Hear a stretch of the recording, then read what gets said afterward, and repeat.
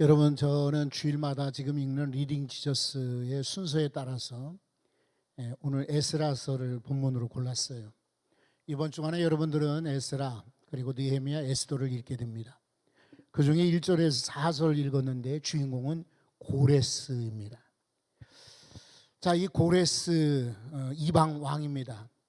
페르시아 제국 왕인데 BC, 그러니까 기원전 559년에서 530년까지 살았던 왕이었습니다. 그는 유대인이 아닙니다. 할례를 받았거나 율법, 토라를 읽지도 않았습니다.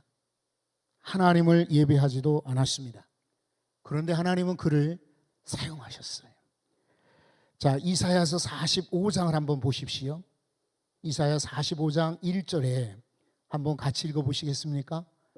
여호와께서 그의 기름 부음을 받은 고레스에게 이같이 말씀하시되, 내가 그의 오른손을 붙들고 그 앞에 열국을 항복하게 하며 내가 왕들의 허리를 풀어 그 앞에 문들을 열고 성문들이 닫히지 못하게 하리라. 아멘. 고레스를 향하여 기름 부음을 받은 자, 이렇게 말합니다. 메시아라는 말이에요. 그런데 여러분, 왼쪽으로 여러분이 앉은 그 상상을 한번 해보세요. 고레스, 그리고 오른쪽에는 예수님, 이렇게 한번 설정을 해보시고 고레스가 보여주는 예수님은 누군가 한번 오늘 살펴봤으면 해요.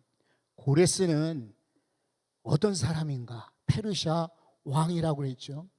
그런데 이 고레스가 예수님을 보여준단 말이에요. 뭐라고 보여주느냐?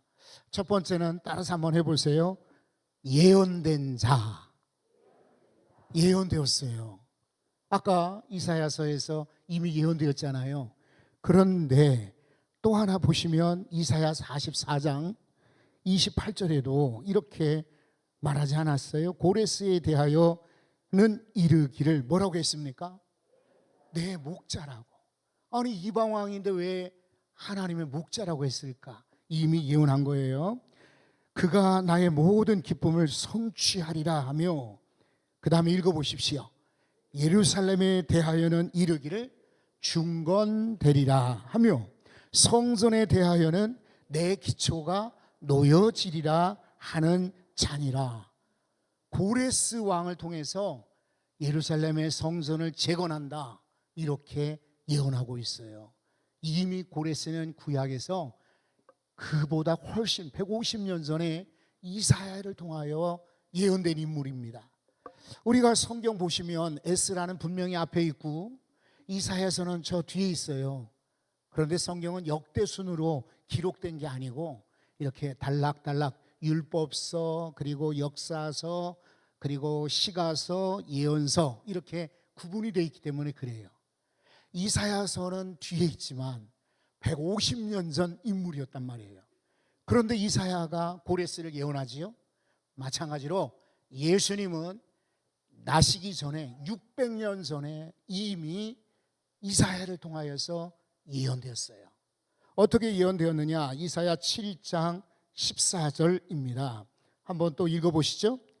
그러므로 주께서 친히 징조를 너희에게 주실 것이라.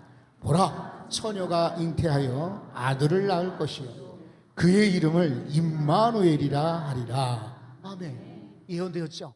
처녀의 몸에서 난 것처럼 구약에 예언되었는데 실제로 그렇게 됐어요. 예수님을 임마누엘이라 불렀죠. 우리와 함께 계시는 자라고 신약에 그대로 나타났어요. 구약의 예언이 신약의 현실로 나타난 것입니다. 예수님도 고레스도 예언된 자란 말이에요. 그런데 고레스만이 아니고 예수님만이 아니라 우리도 하나님의 역사 계획 안에 있습니다. 이거 믿으셔야 돼요. 그러니까 나 혼자 이렇게 살다가 죽나? 천만의 말씀이야. 하나님이 저와 여러분을 역사책에 기록해 놓으시고 그리고 저희들을 사용하여 주십니다. 하나님이 우리에게 자유의지를 주셨어요. 그래서 이 일을 해라 라고 할 때에 순종하여서 그 일 하시면 돼요. 그런데 어떤 사람은 이렇게 하도록 사명받았는데 잘못된 길로 간다? 그 사람 책임이에요.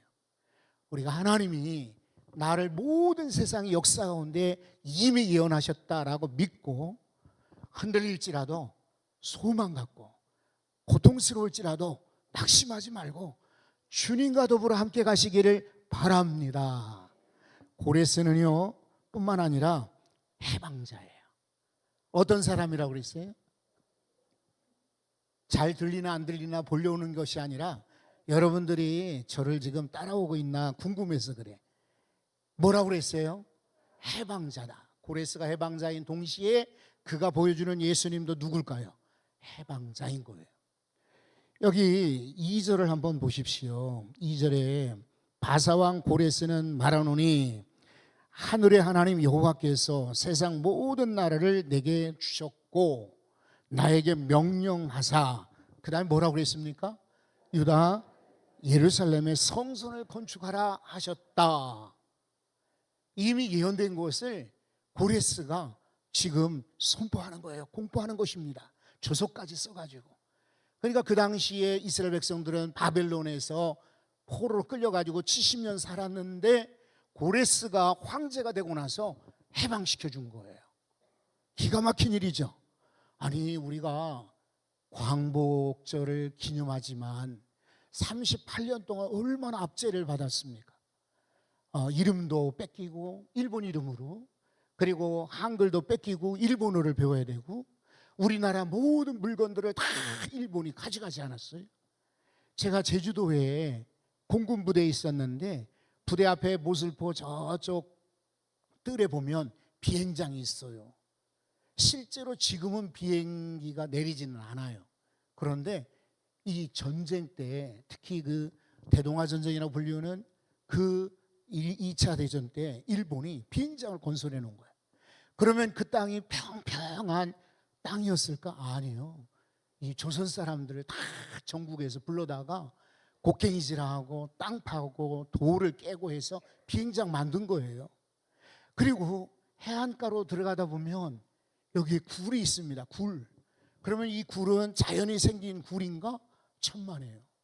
한국 사람들이 그 안에 들어가서 굴을 다 돌을 깨가지고 만든 거예요. 비행기 숨겨놓으려고. 얼마나 고생했겠습니까? 그렇죠? 바벨론에 10년간 포로를 살았어요. 물론 일본 사람들 같이 악하지는 않았지만 자유가 없잖아요. 예배를 못 드리잖아요. 그리고 안식일을 지키지 못합니다. 신앙생활을 못하는 거예요. 유대인들에게 얼마나 힘든 세월이었겠습니까? 그런데 고레스가 뜻밖에도 해방시켜 주었습니다. 고레스가 보여주는 예수님도 마찬가지예요. 예수님은 우리를 해방시켜주는 그러한 분이십니다. 누가복음에 보시면 유명한 말씀 있잖아요. 4장 18절과 19절입니다. 한번 읽어보십시오. 주의 성령이 내게 임하셨니 이는 가난한 자에게 복음을 전하게 하시오 내게 기름을 부으시고 나를 보내사 포로된 자에게 자유를 눈먼 자에게 다시 보게 함을 전파하며 눌린 자를 자유롭게 하고 주의 은혜의 해를 전파하게 하려 하심이라. 아멘. 이 중에서 예수님이 하신 사역 가운데 중요한 게 있어요. 뭐냐면 따라서 한번 해보세요. 눌린 자를 자유케 하며. 다 다르지만 우리는 눌린 자들입니다. 죄로 눌렸거나 생각에 눌려있거나 불안해서 눌려있거나 잠을 못 자 눌려있거나 건강으로 눌려있거나 부담으로 눌려있거나 다 눌린 자들이거든. 그런데 예수님이 이 땅에 오셔서 성령의 부음을 받고 그 땅 백성들에게 보내서 자유를 선포하는 것입니다.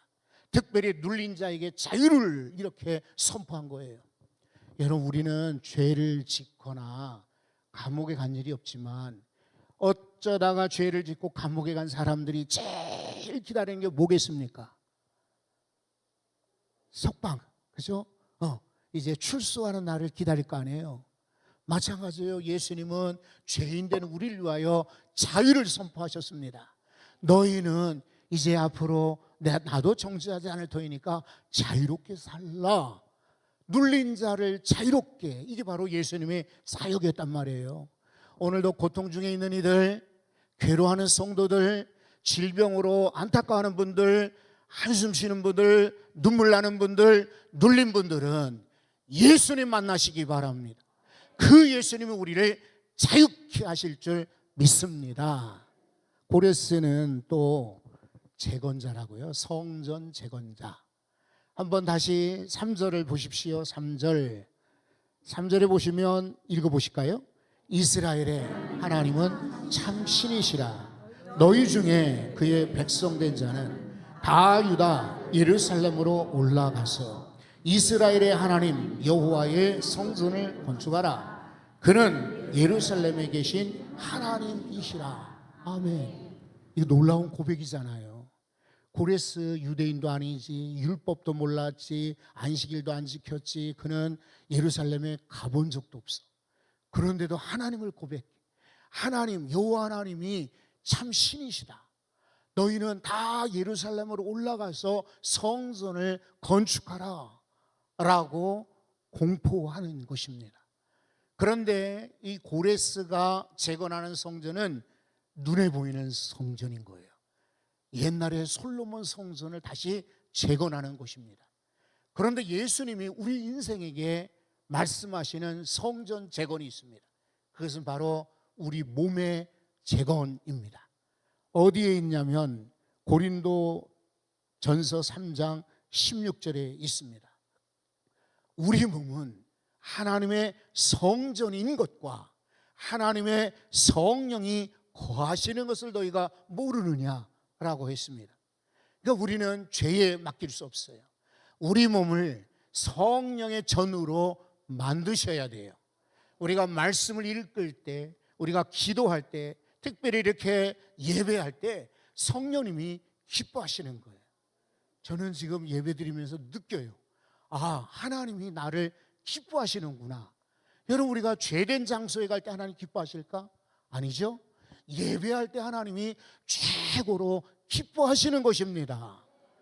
금요일 날 금요 기도를 우리 집에서 이제 드리는 거예요. 그런데 카메라가 회중석을 비춰주는 것입니다. 찬양을 아주 뜨겁게 하는 가운데 성도들이 일어서 계시는 거. 아유, 우리 장로님 오셨구나. 우리 권사님 오셨네. 아유, 저 집사님 오셨네. 얼마나 기쁜지 몰라. 하나님도 그러실 거예요. 우리가 예배할 때 하나님의 성전인 것입니다. 성령이 거하시는 것입니다. 그리고 하나님이 기뻐하시는 것입니다. 이거 재건하시기 바랍니다. 여러분, 우리가 살다 보면 아무도 온전한 사람이 있을까요? 없을까요? 없습니다. 다 문제가 생기고 또 어디 아프기도 하고 괴롭기도 하고 힘들기도 하고 찌그러지고 그렇단 말이에요. 제가 전기차를 타거든요. 전기차를 타는데 이 충전기에 이거 꽂아야 돼요. 당연히 이거 충전해야죠, 그죠? 그리고 이제 뒤로 이렇게 후진을 해서 이제 빼줘야 돼요. 오래 놔두면 충전기에 화재 날 수도 있고 또 저 말고도 물론 빈칸이 있지만은 충전이 됐는데도 그냥 놔두면 안 되잖아요. 그래서 차를 빼가지고 나와야 되는데 그만 이 오른쪽을 잘 못 봤어. 오른쪽에 이 기둥이 사각 기둥인데 이렇게 가드가 붙어 있는데 여기에 쓱, 으아, 내 팔이 긁히는 줄 알았어. 그래, 이 차 볼 때마다 마음이 아파요. 여러분, 우리가 살다 보면 긁힐 때가 있어요, 없어요? 당연히 있어요.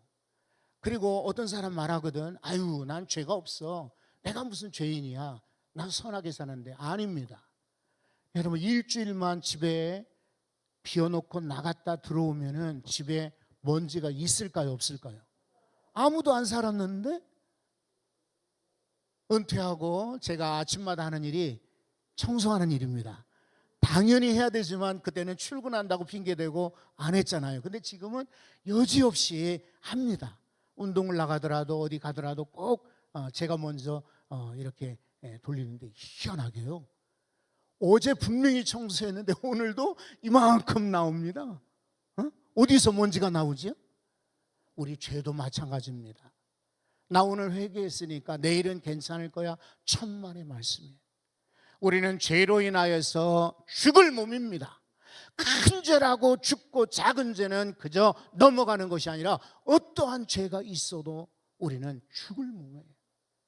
그런데 예수 그리스도께서는 우리를 재건, 회복시켜 주십니다. 차도 공업사에 가면은 깨끗이 고쳐주잖아요. 그런데도 흔적이 남을 수가 있습니다. 그리고 표시가 납니다. 그러나 예수 그리스도께서는요, 만병의 의사가 되십니다. 못 고칠 것이 없어요. 그래서 언제나 깨끗하게 재건, 복원하여 주십니다. 예수님께 나아가십시오. 주님이 우리를 재건해 주셔서 다시 한번 성전으로, 성령이 거하는 전으로 만드실 줄로 믿습니다. 이제 네 번째 중요한 주제인 거예요. 바로 구원자입니다. 구원자.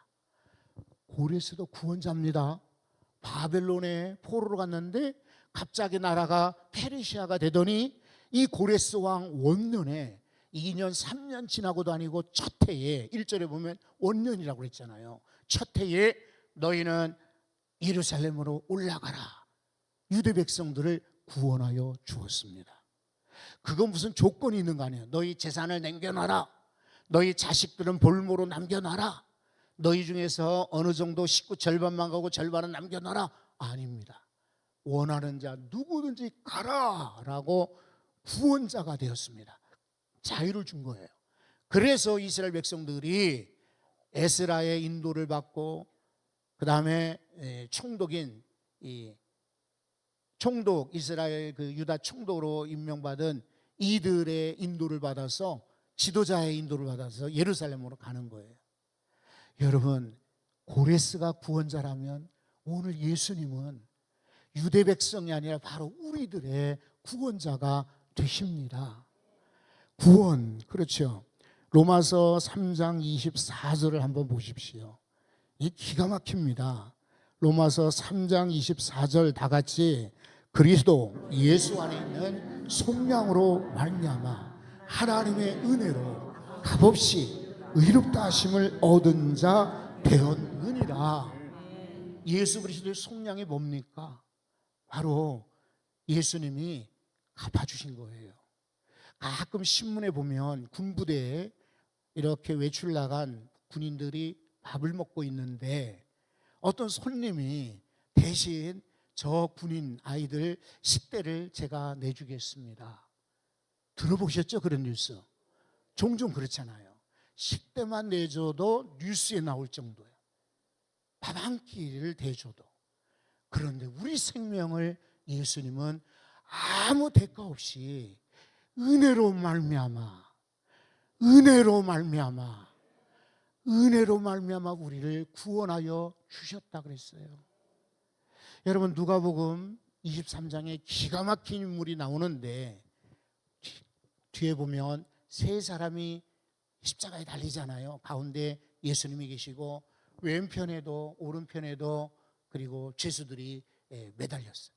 행악자들이, 살인, 강도, 흉악범들이에요. 십자가에 달린 이들은. 그런데 한쪽에 있는 이 강도가 예수님을 향하여서 비난하지요. 너 그리스도 아니냐? 우리를 구원하라. 그러니까 이쪽에 있는 강도가 뭐래요? 야, 그런 소리 하지 마라. 우리는 죄값을 치르지만 이분은 아니다. 그러면서 말합니다. 예수여.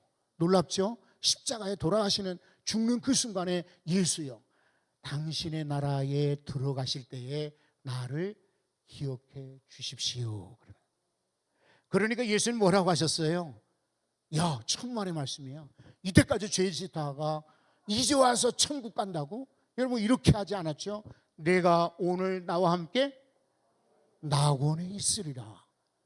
예수님의 구원이 그런 거예요.